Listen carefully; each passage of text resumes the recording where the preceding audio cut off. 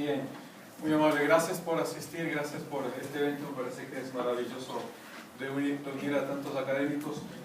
La parte de mi presentación de la Revolución Juliana, la Gran Depresión, para que se pueda entender, vengo de un background de historia económica y eso es lo que voy a presentar, cómo se puede leer la economía y la historia de esta época de nuestro país y también de la región latinoamericana. Había puesto yo Revolución Juliana porque es en 1926 y 1927 que Ecuador pasa por una serie de cambios trascendentales para la vida de nuestra patria, ¿no? 1926 viene la Revolución Juliana, 27 se crea el Banco Central del Ecuador y a partir del 27 otros organismos que permanecen hasta el momento, como Superintendencia de Bancos, Contraloría y otro tipo de organizaciones que se piensa que fue la modernidad, el inicio de la modernidad. Pero al principio, Revolución Juliana, quizá algunos de ustedes se acuerdan, julio viene la Revolución Juliana, alrededor de 12 militares toman el control, derrocan al presidente Córdoba y a partir de ahí generan una junta de gobierno. Esta junta de gobierno genera luego invitaciones que vamos a ver más adelante al profesor Edwin Kimmerer para fundar el Banco Central del Ecuador. Pero esta primera parte de mi presentación me quiero referir solo a la Revolución Juliana porque creo yo, y esto es quizá ya un aporte personal, que hay dos lecturas muy interesantes de la Revolución Juliana. Una quizá una lectura hegeliana, es decir, una lectura en la que la historia se lee de una forma de contraposición, de fuerzas que generan nuevas fuerzas.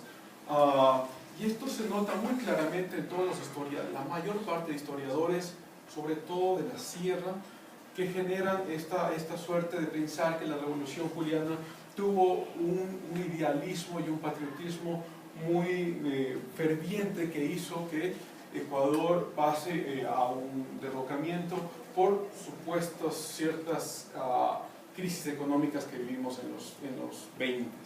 Sin embargo, y esto como digo quizá un aporte pequeño pero personal, creo que existe otra lectura de la Revolución Juliana que ya dio indicios Linda Alexander de la Universidad de California y también un historiador guayaquileño de acá, Guillermo Arosemena, que se puede leer la Revolución Juliana de otra forma, quizá de una forma más Foucaultiana, es decir, viendo fuerzas y poderes que escriben la historia de cierta forma, ¿no?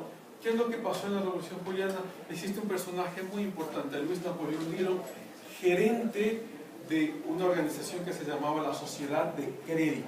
Esta sociedad de crédito quería emitir, antes de que exista el Banco Central del Ecuador, la emisión de billetes se hacía de forma privada, bancos privados. Luis Napoleón Dillon, Sociedad de Crédito, quería emitir billetes en Quito. El gobierno no le permite esa emisión de billetes en Quito y se suponía que ese no permiso fue directamente influenciado por los bancos guayaquileños.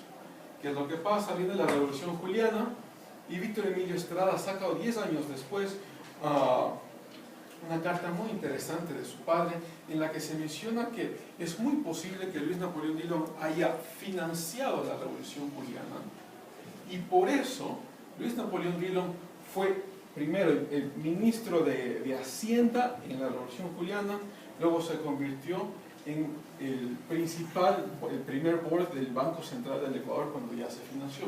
Entonces digo, esta segunda lectura pareciera mencionar, desde el punto de vista Foucaultiano, que la historia quizás se pudo haber escrito por esta imposición de fuerzas de cierto tipo de ideologías, tratando de resaltar el idealismo de la Revolución Juliana, pero quizá no es tan cierto eso, quizá fue una revancha entre banqueros, ¿no?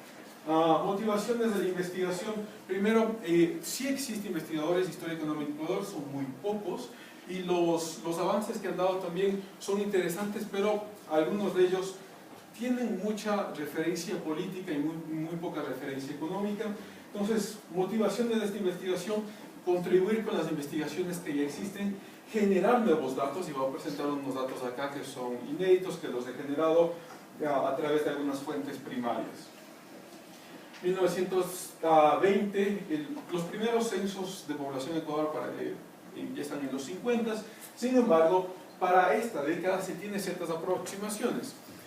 Se cree que la población estuvo entre 1.5 y 2.6 millones de habitantes, y esto es importantísimo. Solo el 1/4 vivía en zonas urbanas, y esto es muy, muy importante, porque quiere decir que el resto, los 3/4 de la población, vivían en zonas rurales, y a través de ciertos documentos que hemos obtenido de la Embajada de Estados Unidos, reportes de la Embajada de Estados Unidos, nos menciona que casi la mayor parte de los habitantes de la zona rural vivían en un sistema de trueque o un sistema de intercambio. Entonces no estaban realmente involucrados en el comercio nacional.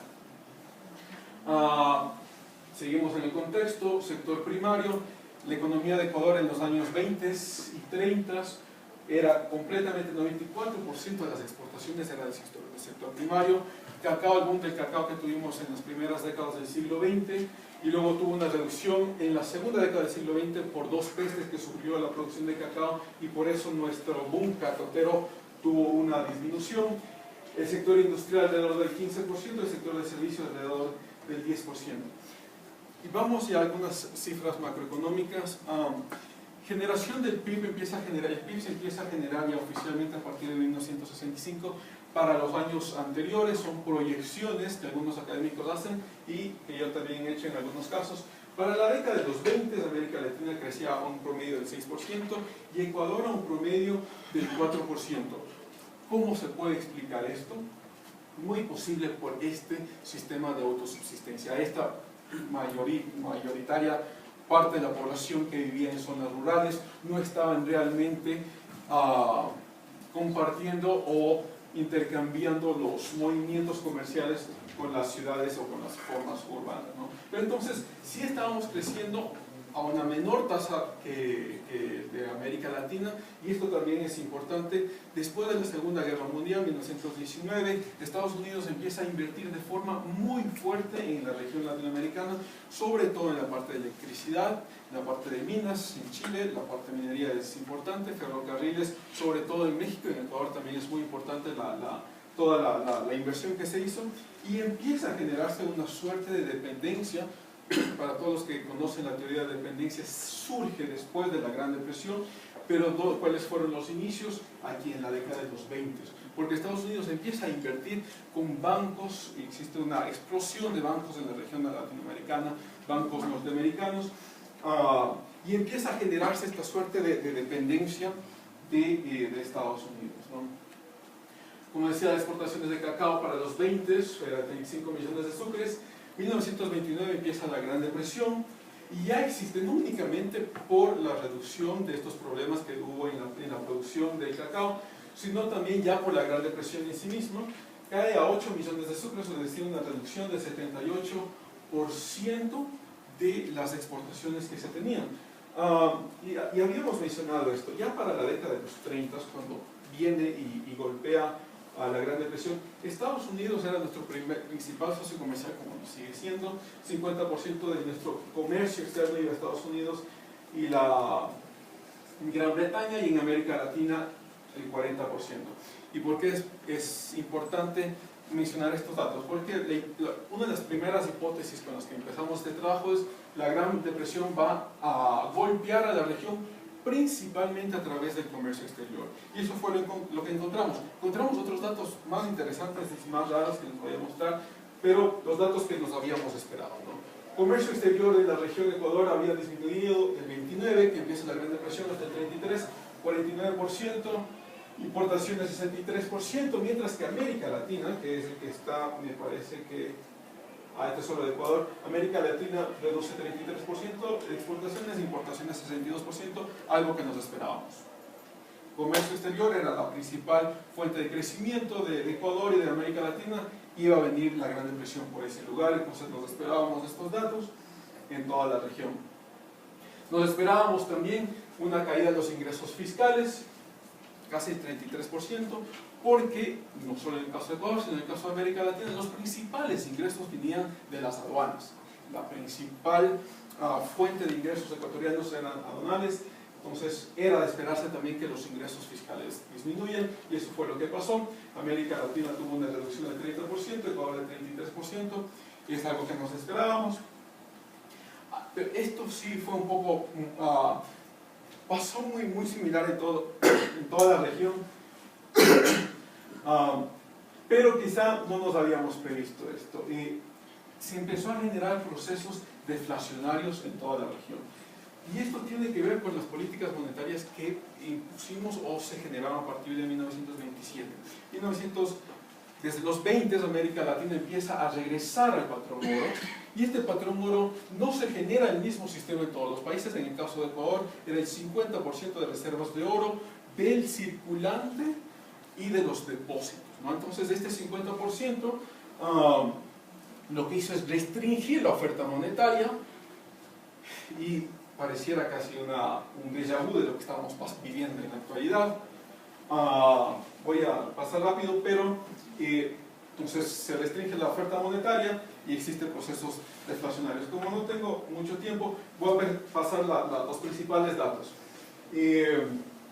Una de las cosas raras que encontramos fue que el PIB durante la Gran Depresión de América Latina disminuye en casi el 14%, sin embargo en el caso de Ecuador no disminuye el PIB, sino que se mantiene casi estable, 0.6% de promedio de crecimiento hasta 1932. Y esto tiene que ver con ya una tesis que había propuesto Linda Rodríguez y que se comprueba con este trabajo, ¿no?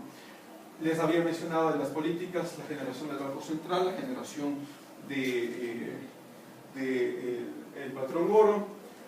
Todas estas son las consecuencias que estamos viendo, y a partir de 1932 se deja de lado el patrón oro y pasa lo contrario, una ingente oferta monetaria, lo que produjo una inflación gigantesca.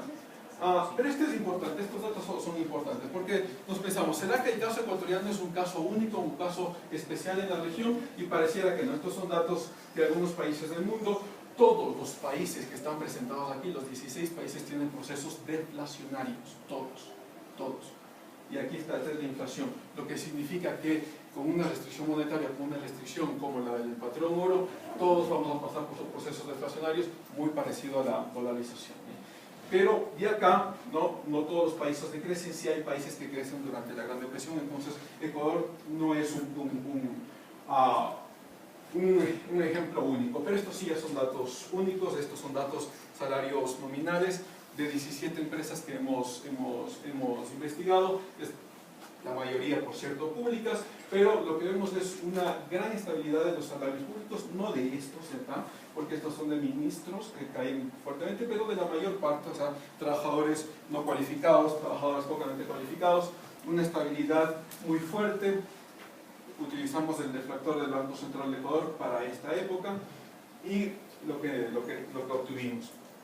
Durante la Gran Depresión, aquellos que no perdieron sus trabajos fueron beneficiados por el aumento del salario real. Y como pueden ver, hasta 1932, por esta restricción monetaria hubo una deflación, y si el salario nominal se mantenía, entonces, claro, el poder adquisitivo aumentó de forma gigantesca. Y luego, como se deja de lado el patrón oro, todos aumenta la oferta monetaria, y claro, procesos inflacionarios, el salario real baja. Nos preguntamos si esto era el único caso, el caso ecuatoriano es el único. No, pasó casi igual en muchos países de América Latina. Para los que sí quieran investigar un poco más de esto, Jeffrey Williams es una gigante base de datos para algunos países. Cogimos nosotros los que nos interesa, Uruguay y Argentina, porque tienen datos anuales. En el caso de estos tres países, todos pasan por procesos, estos son reales, no salarios reales. Todos los salarios reales crecen. En el caso de Argentina se pueden ver desde acá, perdón, en el caso de Uruguay, el salario real crece hasta 1933, por la misma razón, porque luego del 33 muchos países dejan el patrón oro y empiezan procesos deflacionarios. El caso de Uruguay igual. Entonces el caso ecuatoriano no es muy apartado del caso de América Latina, y es interesante, ¿no? Porque aquellos que no perdieron sus puestos de trabajo, la crisis les benefició. Conclusiones finales. Salarios nominales muestran una gran estabilidad, quizás sí, porque la mayor parte de los salarios que tenemos acá son de industrias o puestos públicos y eran regulados.